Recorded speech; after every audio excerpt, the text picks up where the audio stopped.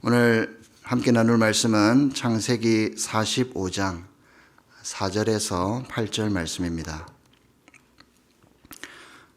교독하도록 하겠습니다. 요셉이 형들에게 이르되 내게로 가까이 오소서. 그들이 가까이 가니 이르되 나는 당신들의 아우 요셉이니 당신들이 애굽에 판 자라.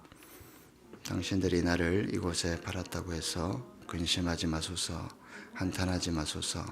하나님의 생명을 구원하시려고 나를 당신들보다 먼저 보내셨나이다. 이 땅에 2년 동안 흉년이 들었으나 아직 5년은 밭갈이도 못하고 추수도 못할지라. 당신들의 생명을 보존하고 당신들의 후손을 세상에 두시려고 나를 당신들보다 먼저 보내셨나니. 같이 읽겠습니다. 그런즉 나를 이리로 보낸 이는 당신들이 아니요 하나님이시라. 하나님이 나를 바로에게 아버지로 삼으시고 그 온 집의 주로 삼으시며 애굽 온 땅의 통치자로 삼으셨나이다. 아멘. 오늘은 내 인생에도 봄날이 옵니다 라는 제목으로 하나님 말씀 전하겠습니다. 성도의 인생길이 아무리 굽이굽이 돈다고 할지라도 그 인생을 향한 하나님의 완벽한 계획이 있습니다. 강물이 흐르는데요, 직선으로만 흐르지 않습니다. 굽이굽이 산을 돌고 들판을 돌아서 바다로 갑니다. 그 이유가 무엇이겠습니까? 대지를 적시고 땅에 생명을 공급하기 위해서입니다. 그래서 동물과 식물들이 살 수 있는 생태계를 만들고 사람이 살 수 있는 그런 비옥한 곳으로 만들고, 그래서 문명도 일어나게 되는 거죠. 성도의 인생도 마찬가지라고 생각합니다. 우리가 굽이굽이 도는 인생길에서 아픔과 역경을 만날 때에도 크게 낙심하지 않고 오히려 기대와 소망을 품을 수 있는 이유는 하나님의 완벽한 계획을 우리가 믿기 때문입니다. 하이델베르크 26문에 보면 이런 질문과 답이 나옵니다. 성부 하나님에 대해 고백할 때 당신은 무엇을 믿는가? 이 질문에 이렇게 대답하고 있습니다. 그분을 전적으로 신뢰하기에 그가 나의 몸과 영혼에 필요한 모든 것을 채워주시며 이 눈물 골짜기 같은 세상에서 당하게 하시는 어떠한 악도 합력하여 선을 이루게 하실 것을 나는 조금도 의심치 않습니다. 그는 전능하신 하나님이기에 그리하실 수 있고 신실하신 아버지이기에 그리하기를 원하십니다. 여러분, 이와 같이 내 인생을 향한 하나님의 완벽한 계획하심을 믿을 때 우리는 중심을 잃지 않고 살아갈 수가 있는 것입니다. 그래서 우리는 일이 잘 풀린다고 자만하지 않고 반대로 일이 잘 안 된다고 낙심하지 않습니다. 인생을 살다가 깊은 수렁에 빠질 때에도 크게 요동하지 않습니다. 하나님께서 나의 인생을 계획하셨고 선한 길로 인도하시기 때문입니다. 오늘 본문은 성도의 굽이 도는 인생길에도 하나님의 완벽한 계획이 있다고 우리에게 말씀하고 있습니다. 우리 같이 한번 읽어볼까요? 성도의 굽이 도는 인생길 속에서도 하나님의 완벽한 계획이 있다. 아멘. 이 시간 저와 여러분들의 인생을 향한 하나님의 계획하심이 무엇인지 본문을 통해서 한번 살펴보도록 하겠습니다. 내 인생을 향한 하나님의 계획은 무엇인가? 첫 번째로 생명을 보존하시려는 계획입니다. 생명을 보존하시려는 계획. 요셉은 몰랐습니다. 왜 형제들의 시기로 자기가 상인들에게 팔려야 하는지, 왜 애굽에서 종살이를 하고 왜 감옥에 갇혀야 하는지 몰랐습니다.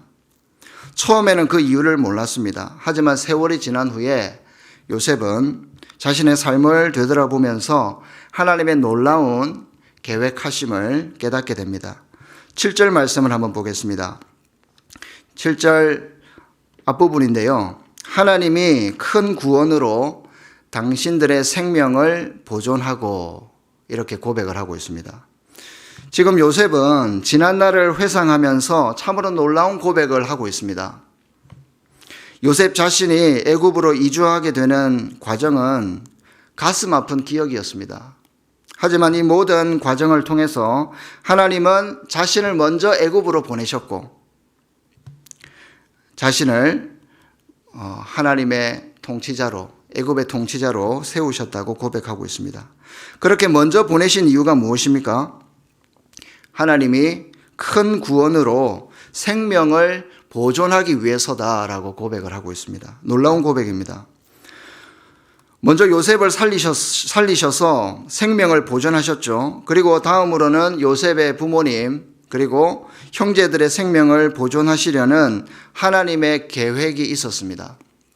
더 나아가 이후에는 번성한 이스라엘 민족을 애굽으로부터 구원하시려는 하나님의 큰 계획이 있었던 거죠. 이처럼 성도가 걸어가는 인생의 걸음걸음들이 모두 소중하고 의미가 있는 이유는 성도의 삶을 통해서 우리 하나님께서 생명의 역사를 계획하고 또 일으키시기 때문입니다. 사도 바울 역시 험난한 인생을 살았지만 자신의 인생을 향한 하나님의 목적과 계획을 알고 있었습니다. 그래서 이렇게 고백합니다. 사도행전 20장 24절인데요. 같이 한번 읽어볼게요.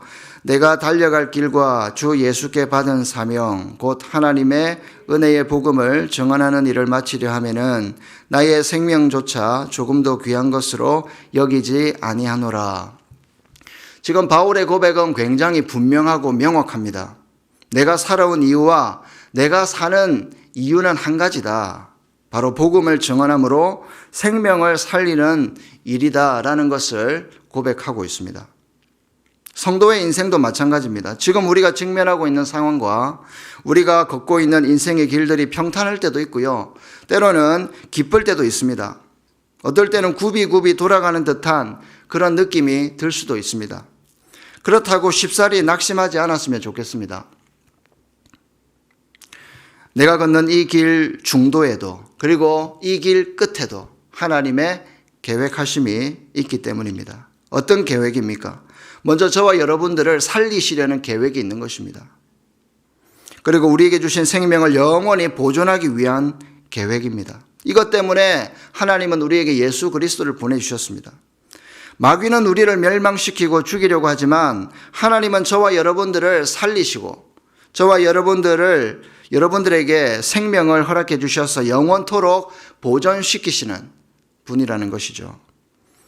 그 하나님을 믿고 신뢰한다면 주님께서 여러분들의 생명을 보존하실 뿐만 아니라 여러분들의 자녀들과 부모님들과 이웃들까지 살게 되는 은혜가 있을 줄로 믿습니다. 내 인생을 향한 하나님의 계획은 무엇인가? 두 번째는요, 믿음의 후손을 번성케 하시려는 계획입니다. 저와 여러분들을 향해 하나님의 계획이 있는데 그것은 바로 믿음의 후손을 번성케 하려는 하나님의 계획이 있다는 것입니다. 하나님의 계획은 우리의 계획보다 훨씬 더 정밀하고 정확합니다. 하나님의 계획은 우리의 계획보다 훨씬 더 깊습니다. 요셉은 자신의 인생길을 인도하신 하나님을 신뢰했습니다. 그런데 고난의 시간을 보내고 지금 자신의 삶 속에서 하나님의 일하심을 보았을 때 자신의 생각과 계획을 훨씬 뛰어넘는 하나님의 놀라운 그 계획하심을 깨닫게 되는 것입니다.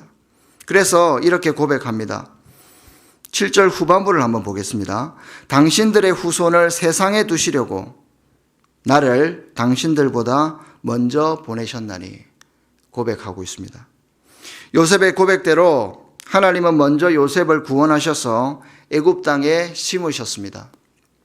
그리고 이제는 그를 통해서 70명이나 되는 그 대가족들을 살리십니다. 그 다음에는 요셉과 그의 형제들의 후손들을 번성하게 하셔가지고 약속의 땅으로 인도하시고 거룩한 하나님의 백성들을 세워가시는 놀라운 계획을 우리 하나님은 갖고 계셨던 것입니다. 이러한 하나님의 계획은 요셉과 그의 형제들 뿐만 아니라 믿음으로 말미암아 아브라함의 후손이 된 저와 여러분들을 향한 계획도 있다는 것입니다. 저와 여러분들에게도 이 말씀이 그대로 적용될 수 있다는 것입니다. 인구가 증가할 때는 우리는 몰랐습니다. 인구가 급감하게 되는 요즘에 우리나라뿐만 아니라 전 세계 나라들이 이 인구 감소 문제를 해결하려고 발버둥을 치고 있습니다. 자손을 낳고 후손들이 번성하는 것은 분명히 하나님께서 우리에게 주신 특권이고 축복입니다. 그런데 이제서야 우리가 새삼 그것을 깨닫고 있는 것입니다. 교회 밖에 있는 사람들은 생명을 경시하는 사상과 여러 가지 사회적 요인으로 자식을 낳는 것을 가볍게 생각할 수 있다 할지라도 성도들은 이 문제를 결코 가볍게 여겨서는 안 될 것입니다. 웨스트민스터 신앙고백서 24장에서도 이 결혼과 또 자녀에 대한 중요한 이야기를 설명하고 있습니다. 이렇게 이야기하고 있습니다. 결혼은 남편과 아내가 서로 도우며 적법한 자녀를 통하여 인류를 증가시키고 거룩한 자손을 통하여 교회를 왕성하게 하기 위해 그리고 부정을 막기 위해 제정되었다. 성도 여러분, 하나님은 지금도 저와 여러분들을 통해서 이 계획을 펼쳐가고 계십니다. 지금도 우리 교회를 통해서 믿음의 후손들을 번성케 하시려는 계획을 가지고 계십니다. 할 수만 있다면 우리 교회가 자녀 출산을 장려하고 성도들이 자녀들을 믿음으로 잘 양육할 수 있도록 교회는 적극적으로 도와야 할 것입니다. 그리고 교회의 중요한 사명 중에 하나임을 잊어서는 안 될 것입니다. 할 수만 있다면 이런 측면에서 볼 때 입양을 하는 일과 또 사회적으로 돌봄이 필요한 아이들을 케어하고 양육하는 사업도 믿음의 후손을 번성케 하는 그런 하나님의 사역이라고 믿습니다. 더 나아가 저와 여러분들은 그리스도의 복음을 전함으로 믿음의 후손들을 품을 수가 있습니다. 믿음으로 우리가 아브라함의 후손이 되었듯이 우리가 품은 그 사람이 하나님께로 돌아올 때 저와 여러분들도 바로 믿음의 후손들을 낳게 되는 것입니다. 저와 여러분들의 모든 가족들이 구원을 받고 이 지역에 택함받은 영혼들이 돌아오는 그날까지 생명의 복음을 전하는 일에 열심을 내시는 저와 여러분들이 되시기를 소망합니다. 내 인생을 향한 하나님의 계획은 무엇인가? 마지막 세 번째입니다. 내 인생에도 봄날을 계획하고 있습니다. 그렇습니다. 저와 여러분들의 인생에 하나님께서 봄날을 계획하고 있습니다. 여러분들의 인생길이 때로는 굽이굽이 도는 것 같을지라도 불안해하지 마시길 바랍니다. 하나님은 여러분들의 인생길에 새로운 봄날을 준비하고 계십니다. 요셉의 인생에도 봄날이 찾아왔습니다. 8절을 한번 보겠습니다. 그런즉 나를 이리로 보낸 이는 당신들이 아니요 하나님이시라. 하나님이 나를 바로에게 아버지로 삼으시고 그 온 집의 주로 삼으시며 애굽 온 땅의 통치자로 삼으셨나이다. 여러분, 그 누가 상상이라도 했겠습니까? 애굽 사람도 아닌 히브리인 요셉이, 그것도 노예로 끌려가서 감옥살이를 했던 요셉이 대제국 애굽의 총리가 되리라고 누가 상상을 했겠습니까? 사람으로는 할 수 없지만 하나님은 이런 일들도 가능하게 하시는 분이십니다. 하나님은 아무리 비천한 사람이라 할지라도, 아무리 소망이 없는 사람이라 할지라도 그 사람의 인생을 간섭하시고 때가 되면 일으키시는 분이십니다. 전도서 9장 11절을 한번 보겠습니다. 이런 말씀이 있습니다. 내가 다시 해 아래에서 보니 빠른 경주자들이라고 선착하는 것이 아니며 용사들이라고 전쟁에 승리하는 것이 아니며 지혜자들이라고 음식물을 얻는 것도 아니며 명철자들이라고 재물을 얻는 것도 아니며 지식인들이라고 은총을 입는 것이 아니니 이는 시기와 기회는 그들 모두에게 임함이니라. 사실 이 말씀은 모두에게 재난이 닥친다 이런 의미입니다. 이 뒷구절을 보시면 그런 말씀이 나옵니다. 불행한 때와 재난은 누구에게나 닥칠 수 있습니다. 반면에 성경은 하나님의 사람들에게 좋은 봄날도 주신다고 분명히 약속하십니다. 신명기 11장 13절에서 15절 말씀을 같이 한번 읽어보겠습니다.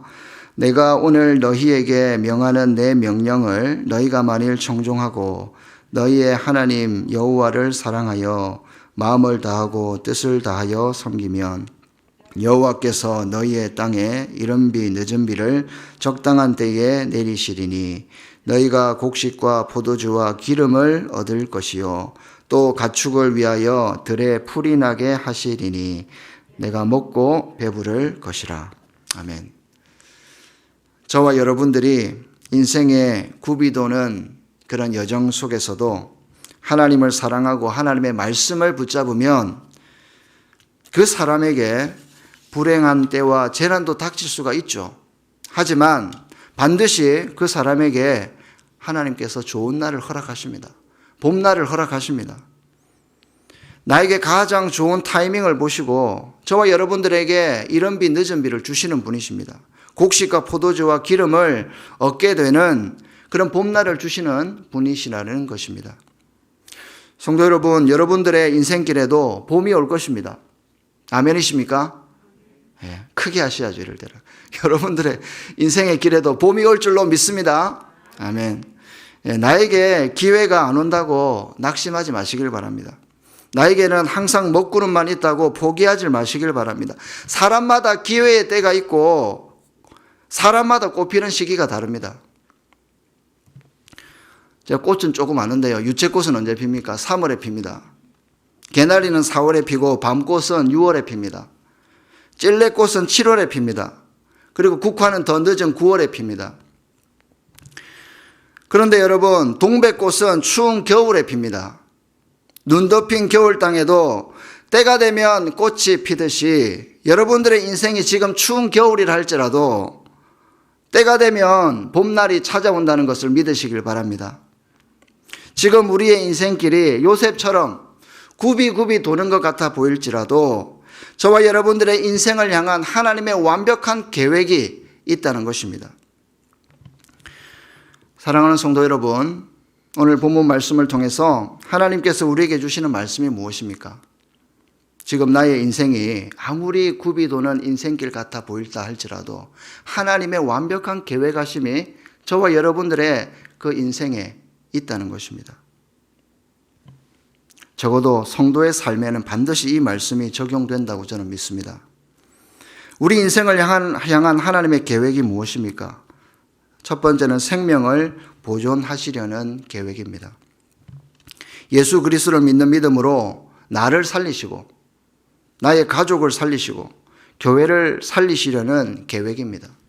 두 번째는 믿음의 후손을 번성케 하시려는 계획입니다.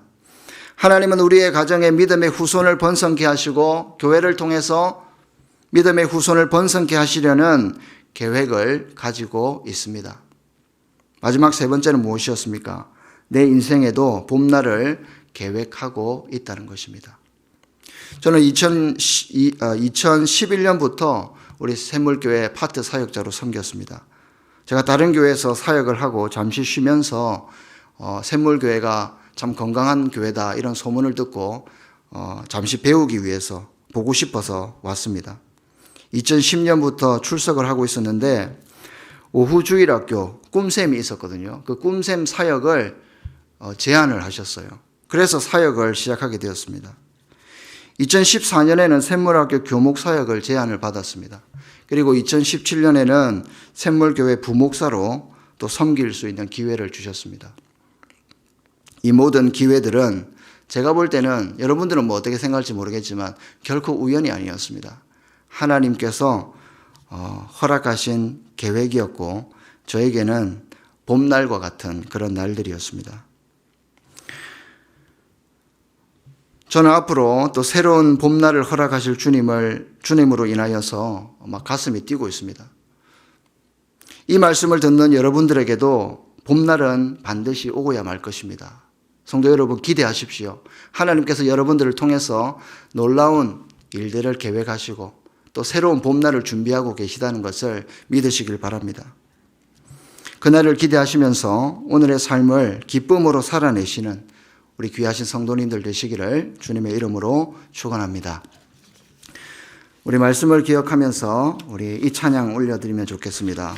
에베네셀 하나님, 지금까지 인도하신 하나님께서 앞으로도 좋은 일을 우리에게 허락하실 것을 믿습니다.